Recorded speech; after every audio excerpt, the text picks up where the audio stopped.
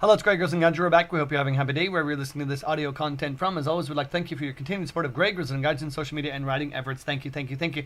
This is episode 039 of the Greg Grizzled Gaijin, definitely not a podcast show, a light and fluffy look at social media, Japan, Japanese food, expat life, and life in general. As always, your retweets of this and all the wonderful, wonderful, wonderful content that we actively tweet and retweet out on Craig Hoffman 11 on Twitter is appreciated. Thank you in advance for helping us get the good word out about Greg Grizzled and Gaijin. Welcome back, another good show today, I hope.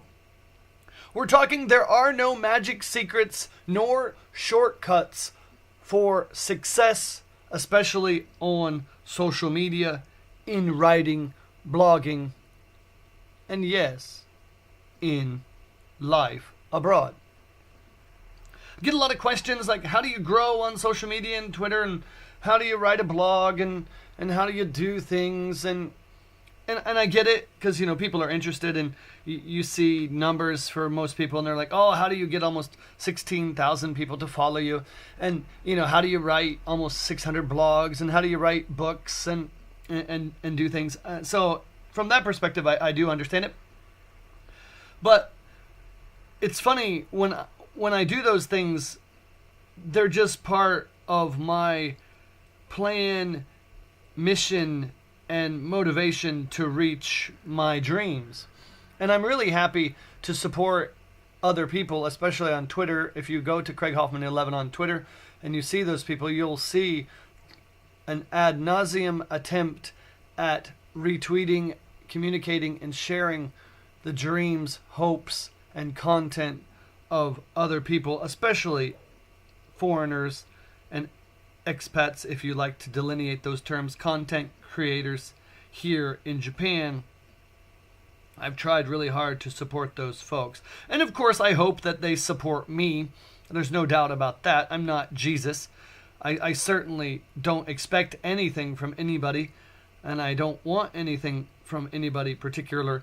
But I hope that when I make a sincere effort towards someone and their content and their dreams, when they see something that I'm doing that they enjoy, that they like, or want to share with others, that they click a button and do that. I think it helps them grow, it helps me grow, and I know personally it keeps me highly motivated to, quote, be more, quote, end quote, in my life, as I have often written and talked about.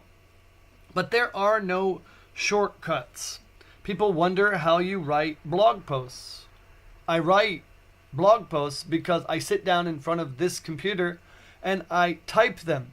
I don't make excuses because I'm busy. I don't make excuses because I'm sick and I have been under the weather and physically a bit pushed to the max in recent months. But I continue to produce content at a fairly voracious clip. There's nothing special about that. If you want to be a content creator, you have to create content. But that's not all that it's about. And I was reminded of this from another popular blogger, travel blogger here in Japan, Donnie Kimball. He had commented on a tweet to someone who was thinking about starting a blog that you have to put that content out there and get it to people. It's much more important than even a blog post that whatever you're creating goes into the right niche communities, especially on social media, to build and create influence. And if you follow Donnie Kimball, and you should, on Twitter, you'll see that his blog is highly ranked in the Google search engines. And part of that is that he is a very original and creative guy, and he does blogs on things that really nobody else that I've seen in Japan does, and that helps. You know, it's great to be food blog number 1,777,000 who writes about getting sushi rolls, but you're really fighting an uphill battle to stand out in that crowd.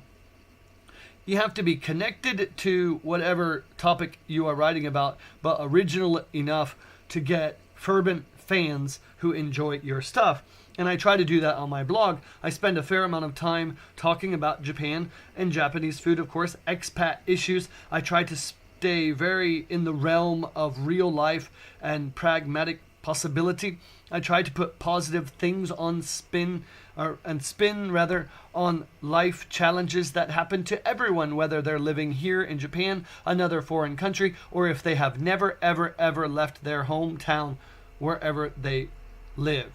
And I get a lot of emails from my American friends and family who take to heart much of what I'm saying, because a lot of what I spend time writing and talking about applies not only to people who make that grand leap across oceans and onto airplanes around the world in search of adventure, challenge, and a better life, but also those people who perhaps didn't get that opportunity, and maybe they didn't want that opportunity, who still face personal struggles and demons daily that they are trying to overcome in this condition that we call human. Social media is exactly the same way. People wonder how you get followers on Twitter. I tweet religiously every single day, 366 days in a leap year, and I am relentless in that pursuit. And yes, it pushes people away, and I wish them Godspeed when they go away, because they're really missing out, because I'm one heck of a content creator, and I'm an even better person to know in real life, and I could give you 1,000 people to stand and talk and tell you that that is 100% true and not a humble brag.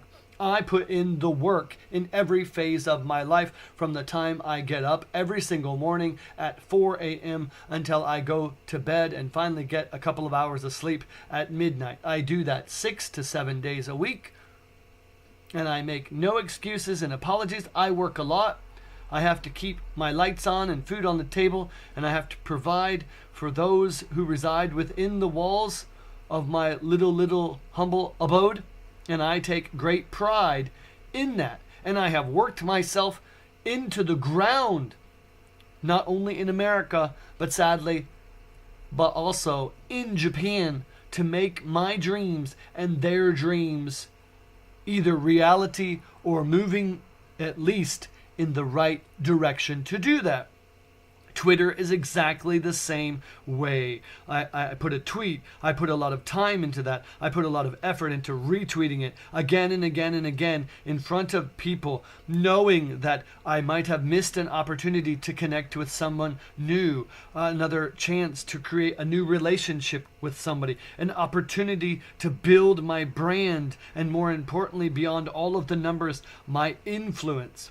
And when I see people retweeting me and using me to prop up their dreams and their products and the things that they are passionate about, I know that I'm moving in the right direction. And I've talked before about that on the social media. It can't just be about you. I go down an inordinate number of Twitter feeds, and it's their content, and there's nothing wrong with that, but you have to make time for other people if you expect them to make time for you, especially if you're just a regular person. I'm an extremely bright person. I'm funny, I'm creative, and I'm talented, but that's not enough. I'm not famous, I'm not super rich, and I certainly have limits of time and energy to put into this thing that one calls the dream. The dream of, quote, being more, end quote, in life. And so, yes, I need assistance and help from other people, and it pains me to ask and plead and prod people to help me. It's why I try to, this year's theme for Greg Grizzled and Gaijin, be the bar in 2019. I try to be that person that people can come to and say, hey Craig, can you retweet this out? I do that 100%. Unless you're something adult in nature, which I don't do, or way off the rails politically, I don't do that on Twitter. Outside of that, if you have something that you're passionate about, I bet you that you cannot find somebody who would be more active in retweeting that content for you. And I take great pride in that. If everyone did that, more and more and more people would reach their dreams, however big or small they may be. I think people underestimate the power that they have as an individual to make a difference in the lives of people, not only in real life, on social media as well. I can't change the entire world, but I know that my strong effort and drops of active participation in the lives, however it be from afar, for people has made a difference. I could show you email and message and direct text message to me from hundreds, if not thousands of people that have benefited from a simple click of a button, a comment, or an appearance even on the blog. And that's what it's about. So no, there are no shortcuts in kindness. There are no shortcuts in being a creative person. And there are no shortcuts in building sincere and authentic relationships with people, whether that's in your real life or in the virtual world. So I encourage you, the next time that you are hesitant to help and be kind to somebody, that you stop, take a breath, and triple your efforts. That's it, and have a great, great day.